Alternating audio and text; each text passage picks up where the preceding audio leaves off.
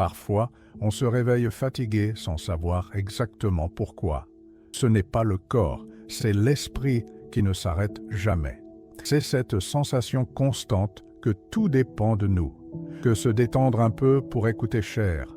Et ainsi, sans s'en apercevoir, la paix devient quelque chose de lointain, presque inatteignable. Plus on essaie de contrôler chaque détail de la journée, plus tout devient lourd. La tête s'emballe, la poitrine se serre et le silence dérange.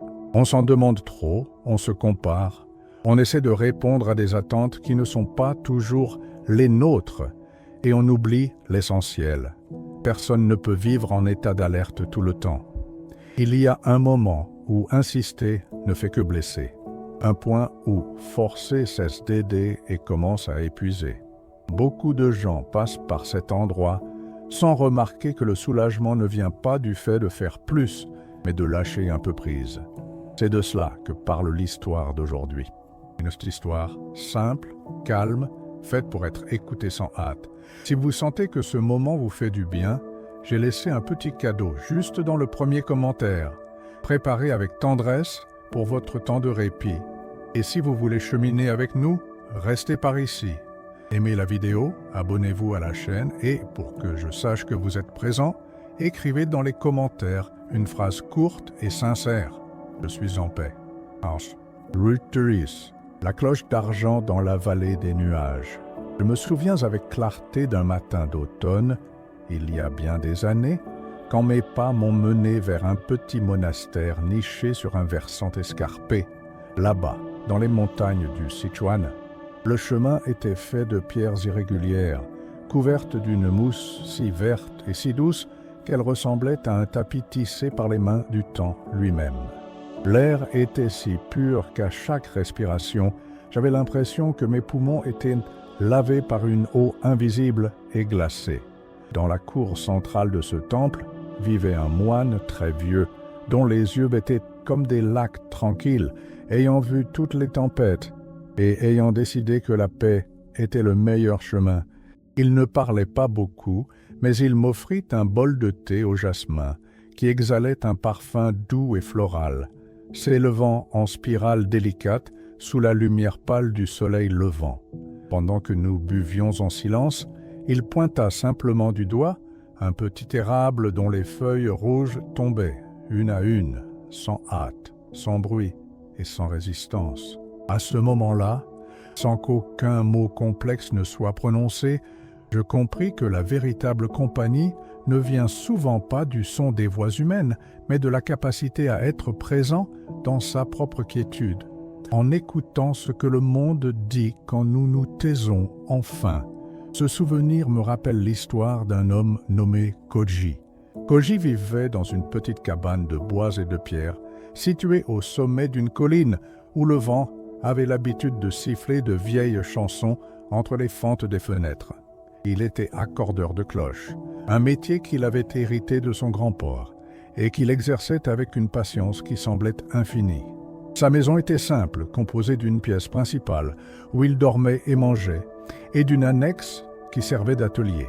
Là, des centaines de cloches de bronze, d'argent et de fer pendaient du plafond, chacune attendant son tour pour retrouver sa voie. La routine de Koji commençait bien avant que le soleil ne montre son visage doré à l'horizon. Il se réveillait au premier pépiment d'un oiseau solitaire qui habitait l'auvent. Le réveil de Koji n'avait ni sursaut ni alarme stridente. Il ouvrait simplement les yeux et sentait le poids réconfortant de la couverture en laine épaisse sur son corps, le contact rugueux et chaud du tissu qui l'avait protégé durant le froid de la nuit. Il restait allongé quelques minutes, sentant simplement le rythme de sa propre respiration, observant comment sa poitrine montait et descendait calmement, comme les petites ondes d'un lac par un jour sans vent. Il n'y avait personne dans la maison pour le presser, personne n'attendait un mot de bonjour, personne à qui il devait expliquer ce qu'il ressentait. Et, dans cette absence d'exigence, Koji trouvait un espace vaste, où il pouvait être exactement qui il était, sans masque ni effort. En se levant, ses pieds nus touchaient le plancher de bois sombre. Le contact avec la surface lisse et froide apportait une sensation d'éveil au monde physique. Koji marchait lentement jusqu'à la petite cuisine. Le geste d'allumer le feu était une cérémonie quotidienne. Il s'agenouillait devant le poêle de pierre, prenait de petits morceaux de bois secs qu'il avait ramassés la veille et les disposait avec soin, comme s'il construisait les fondations d'une maison minuscule. Avec une allumette, il allumait la flamme. Le son du bois qui craque, l'odeur fumée qui commençait à remplir l'air et la chaleur douce qui émanait des braises étaient ses premiers compagnons. Il posait une bouilloire en fer sur le feu. Pendant que l'eau chauffait, Koji observait la vapeur commencer à sortir par le bec, un nuage blanc et tremblant qui dansait dans l'air. Une conversation à table ne lui manquait pas. Le bruit de l'eau qui bout était suffisant. C'était un son honnête, prévisible et accueillant. Il préparait son thé, plaçant les feuilles sèches dans une théière en céramique qui présentait de petites fissures réparées avec de l'or, une technique ancienne qui célébrait les cicatrices du temps. Il versait l'eau chaude et attendait. La patience d'attendre que le thé soit à point était la même patience qu'il utilisait pour la vie. Il n'était pas pressé d'arriver nulle part, car il savait que le moment présent était le seul endroit où l'on pouvait vraiment habiter. En prenant la première gorgée, il sentait la chaleur parcourir sa gorge et se répandre dans sa poitrine, réchauffant ses organes internes et éveillant son énergie de façon douce. Koji regardait par la fenêtre et voyait la brume se dissiper dans la vallée en bas. Beaucoup de gens ont peur du silence d'une maison vide, pensant que les murs gardent une triste solitude. Mais pour Koji, cette maison n'était pas vide. Elle était pleine de lumière, d'ombres qui bougeaient avec le soleil, de souvenirs qui ne pesaient pas et, par-dessus tout, de la liberté de ne devoir plaire à personne. Il découvrit qu'en n'ayant pas besoin de personne pour remplir son temps, il avait enfin du temps pour les choses. Après le petit déjeuner, il se dirigeait vers son atelier. La porte en bois grinçait d'une manière familière, comme si elle le saluait. L'air à l'intérieur était différent. Il avait une odeur de vieux métal, d'huile de protection et de poussière fine qui brillait dans les rayons du soleil traversant les tuiles. Koji s'asseyait sur son banc de bois, usé par des décennies d'utilisation, et prenait une petite cloche d'argent qu'un voyageur avait laissée là des semaines auparavant. La cloche était muette, avec une petite fissure qui empêchait la vibration de circuler. Koji tenait la cloche du bout des doigts, sentant la froideur du métal. Il l'observait avec attention, notant chaque détail de sa forme, les gravures de fleurs que le temps avait presque effacées. Il ne se sentait pas seul pendant qu'il travaillait. Au contraire, il ressentait une connexion profonde avec l'artisan qui avait créé cet objet des centaines d'années plus tôt. Il faisait partie d'une lignée de mains qui prenaient soin des choses, et cela lui donnait un but silencieux et solide. Le processus de réparation était lent. Il utilisait de petits outils, des marteaux à pointe souple, des limes délicates et des polissoirs en tissu. Chaque coup sur le métal était donné avec une conscience absolue. Il fermait les yeux pour écouter le son que la cloche tentait de produire. Au début, c'était un son sec, brisé. Koji appliquait alors un peu de chaleur, ajustait la tension du bronze, travaillait le bord avec une précision que seul le temps et la solitude permettent de cultiver. Car pour apprendre à écouter l'âme d'une cloche, il faut d'abord apprendre à faire taire le bruit des préoccupations humaines. Des heures passaient sans que Koji ne s'en aperçoive. Il ne regardait pas l'horloge, car le temps n'était pas un ennemi à vaincre, mais un fleuve qui l'emportait doucement. Parfois, il s'arrêtait juste pour observer une fourmi marchant sur le comptoir en bois. Il suivait le trajet du petit insecte du regard, admirant la détermination de cette créature minuscule. À ce moment-là, la fourmi était aussi importante qu'un roi sur son trône. Koji s'apercevait que, lorsque nous cessons de chercher la validation constante des autres, nous commençons à voir la grandeur dans les petites choses. La vie cessait d'être une quête d'événements importants pour devenir une succession de moments sacrés. À midi, Koji retournait à la cuisine. Il préparait un repas simple, du riz blanc, une soupe de légumes qu'il avait lui-même plantée dans son potager, et un peu de radis en saumure. L'acte de laver les légumes était une méditation. Il sentait l'eau couler sur ses mains, la fraîcheur de la terre qui collait encore aux racines et l'odeur terreuse et vive des végétaux. Il coupait les légumes avec un couteau bien aiguisé, produisant un son rythmé sur la planche en bois. Toc, toc, toc. Chaque tranche était égale à l'autre, fruit d'une pleine attention qui ne se déviait pas. En mangeant, il mâchait lentement, savourant chaque grain de riz, sentant la douceur naturelle des aliments. Il n'avait pas de radio, pas de journaux, pas de distraction. Il mangeait tout simplement. Et en mangeant simplement, il découvrait qu'un simple plat de nourriture peut être un banquet si nous y sommes véritablement présents. La solitude, pour Koji, n'était pas l'opposé du fait d'être accompagné. C'était la présence pleine de soi-même. Les conversations banales sur le temps ou sur les problèmes du monde ne lui manquaient pas, car la conversation qu'il avait avec la vie à travers ses sens était bien plus riche. Un après-midi, alors qu'il polissait la cloche d'argent, un marcheur passa sur son sentier.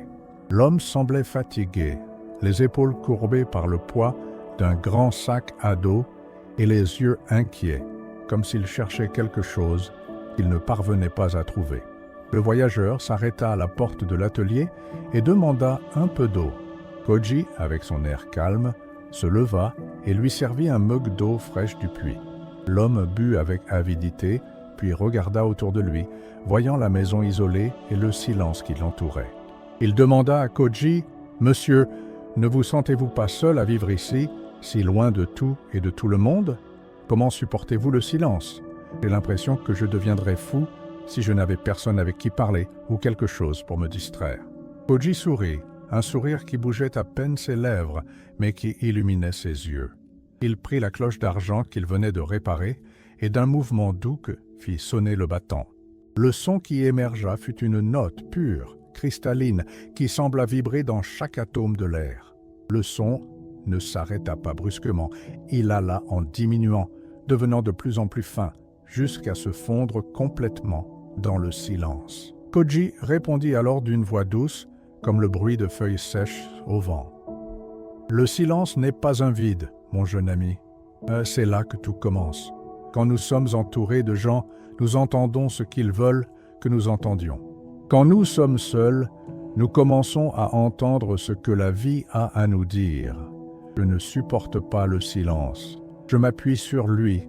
Il était mon meilleur ami, car il ne me demande jamais d'être rien d'autre que ce que je suis en ce moment. » Le voyageur resta silencieux pendant un long moment, assimilant les paroles du vieil accordeur. Il regarda la vallée, les cloches suspendues et les mains calleuses de Koji. Peut-être, pour la première fois depuis longtemps, a-t-il senti qu'il n'avait besoin de courir nulle part. Il remercia pour l'eau et suivit son chemin. Mais ses pas semblaient désormais plus légers, moins urgents. Koji retourna à son travail. Il sentait que sa mission n'était pas seulement de réparer des cloches, mais de maintenir vivante la clarté du son dans un monde qui devenait de plus en plus bruyant. À mesure que l'après-midi tombait, la lumière changeait pour un ton orangé et doux qui peignait les murs de l'atelier couleur miel. C'était l'heure que Koji préférait. Il rangeait ses outils un par un, nettoyant chacun d'eux avec un chiffon de coton avant de le placer à sa place exacte. Il y avait une immense dignité à prendre soin de ses propres instruments. C'était une forme de gratitude pour le travail qui lui permettait de vivre avec simplicité. Il sortait de l'atelier et allait dans son petit jardin. Là, il avait quelques fleurs sauvages, des pieds de thé et le potager qui le nourrissait. Il prenait l'arrosoir en zinc et allait chercher de l'eau au puits. Le son du seau descendant dans le puits, le choc sourd dans l'eau en bas et l'effort léger des bras pour remonter le poids étaient des mouvements qu'il connaissait par cœur. Arroser les plantes était un acte de tendresse envers la terre. Il observait comment l'eau disparaissait dans le sol sec, comme si la terre buvait avec soif. Les feuilles semblaient briller sous les gouttes et l'odeur de terre mouillée montait, apportant un parfum de renouveau. Dans ces moments, Koji réfléchissait au passage du temps. Il voyait les rides sur ses mains et savait que son corps vieillissait comme un arbre qui perd la vigueur de la jeunesse, mais gagne des racines plus profondes. Il n'avait pas peur du temps, car il ne rivalisait pas avec lui. Il acceptait les saisons de sa vie avec la même Huang naturelle qu'il acceptait l'arrivée de l'hiver. Il voyait que beaucoup de gens passaient leur vie à fuir le vieillissement et la solitude, sans s'apercevoir que ce sont précisément ces processus qui nous rendent plus accomplis et authentiques. À la tombée de la nuit, Koji préparait son dernier repas de la journée. Parfois, c'était juste un peu de pain qu'il avait lui-même cuit et une tasse de bouillon chaud. Il s'asseyait sur sa véranda en bois, observant le ciel passer du bleu profond au noir parsemé d'étoiles. L'air devenait plus froid et il s'enveloppait dans son vieux manteau. Le silence de la nuit était différent du silence du jour. Il était plus dense, plus mystérieux. Il entendait le ululement d'une chouette lointaine et le son du vent dans la cime des arbres. Il pensait aux grandes villes, où les lumières ne s'éteignent jamais et où les gens sont toujours connectés par des fils et des bruits, mais qui, souvent, ressentent un vide que rien ne parvient à combler. Il ressentait une compassion silencieuse pour eux. Il avait découvert que la joie de n'avoir pas besoin des gens n'était pas une forme d'égoïsme ou de mépris pour son prochain. C'était, en réalité, la découverte que notre bonheur ne peut pas être placé entre les mains d'une autre personne. Quand nous sommes capables d'être heureux seuls, notre relation avec le monde devient beaucoup plus propre. Nous ne cherchons pas les autres pour qu'ils nous donnent ce qui nous manque, mais pour partager l'abondance que nous avons déjà en nous. Koji entrait dans sa cabane, allumait une petite lampe à huile qui émettait une lumière douce et jaunâtre. Il lisait quelques pages d'un vieux livre, dont les feuilles étaient jaunies et sentaient le vieux papier et la sagesse. Les paroles des anciens maîtres semblaient converser avec lui, confirmant ce qu'il ressentait dans son cœur. Ensuite, il éteignait la lumière. L'obscurité ne l'effrayait pas. Il s'allongeait et sentait son corps se détendre, chaque muscle se relâchant après la journée de travail. Il fermait les yeux et, avant de dormir, faisait un remerciement silencieux pour cette journée. Il remerciait pour la cloche d'argent qui s'était remise à chanter, pour l'eau fraîche du puits, pour le pain qu'il avait nourri et pour le silence qui l'enveloppait comme une étreinte. Il savait que le lendemain, tout recommencerait. Le même feu, le même thé, les mêmes cloches. Et dans cette répétition, il trouvait une liberté infinie. Car pour l'homme qui a appris à aimer sa propre compagnie, chaque jour est une page blanche où l'univers écrit des poèmes de paix. Koji dormait du sommeil des justes, un sommeil sans rêves agités, plongé dans la certitude qu'être seul était, en réalité, être avec le tout. Et ainsi, au sommet de cette colline, sous le manteau des étoiles, l'accordeur de cloches se reposait, tandis que le monde extérieur continuait sa course incessante, sans savoir que la plus grande richesse de la vie ne réside pas dans ce que nous accumulons ou dans qui nous connaissons, mais dans la paix que nous trouvons quand nous cessons enfin d'avoir besoin de tout ce qui n'est pas nous-mêmes. La vie de Koji était un doux rappel que la fatigue de l'esprit vient souvent de l'excès d'attente envers les autres. En simplifiant ses désirs et en accueillant la solitude, il avait transformé sa vie en un jardin secret, où le temps n'était pas un fardeau, mais un allié. Il percevait que les préoccupations qui tourmentent le cœur humain, la peur d'être oublié, l'anxiété d'être approuvé, la quête d'une compagnie constante, étaient comme des nuages passagers qui ne pouvaient affecter le ciel bleu de son essence. Souvent, lors de ses marches matinales pour ramasser du bois, il s'arrêtait devant une grande pierre couverte de lichen. Il touchait la pierre et sentait sa stabilité. La pierre n'avait besoin de rien. Elle était tout simplement. Et en étant, elle était parfaite. Koji aspirait à cette même simplicité minérale. Il voulait que sa vie soit un témoignage silencieux qu'il est possible de vivre avec dignité et joie, avec seulement l'essentiel. Et l'essentiel, il l'avait découvert, n'était pas quelque chose qui s'achetait ou se recevait de quelqu'un. C'était l'état d'esprit de celui qui a fait la paix avec son propre destin. Ainsi, les années passaient pour Koji comme les eaux d'un ruisseau qui coule sur des galets polis. Il ne comptait pas les anniversaires, mais les récoltes. Il ne mesurait pas le succès par le nombre de cloches accordées, mais par la pureté de sa propre vibration intérieure. Et, à la fin de chaque journée, quand la lune surgissait derrière la montagne, il savait qu'il n'était pas seul. Il était avec la terre, avec les étoiles et avec le grand mystère qui unit toutes choses. Et cela pour Koji était plus que suffisant. C'était la plénitude absolue. Avec le temps, même les cloches semblaient refléter cette paix. Quand les voyageurs récupéraient leurs cloches, ils remarquèrent quelque chose de différent. Ce n'était pas seulement que la cloche était accordée. Il semblait qu'en la faisant sonner, une vague de tranquillité se répandait dans l'atmosphère. Ils ne savaient pas que ce son portait un peu de l'âme d'un homme qui avait trouvé la joie de n'avoir besoin de rien d'autre que de la lumière du soleil et du silence de sa propre maison. Koji, l'accordeur de cloches, continuait son travail. Battement après battement, respiration après respiration, maître d'un royaume dont l'unique habitant était lui-même, et où la paix était la loi souveraine.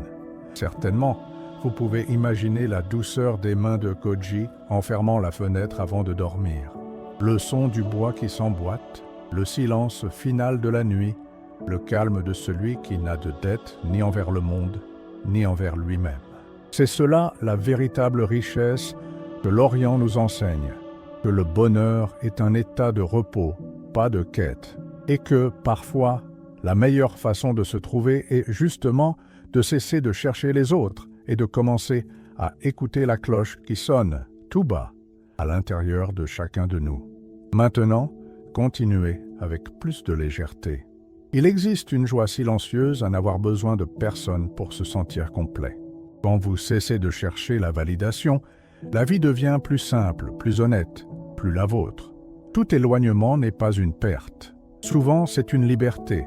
C'est comprendre que rester là où ça fait mal, juste pour ne pas rester seul, coûte plus cher que de s'en aller en paix.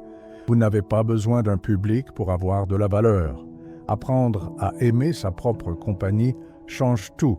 Le silence cesse de faire peur et commence à prendre soin de nous. C'est là que l'on découvre qu'être bien seul est l'une des plus grandes formes de force. Si cette histoire vous a apporté ce sentiment, écrivez « Je suis en paix » dans les commentaires. Cela aide ce message à atteindre ceux qui apprennent aussi les joies de ne pas avoir besoin des gens.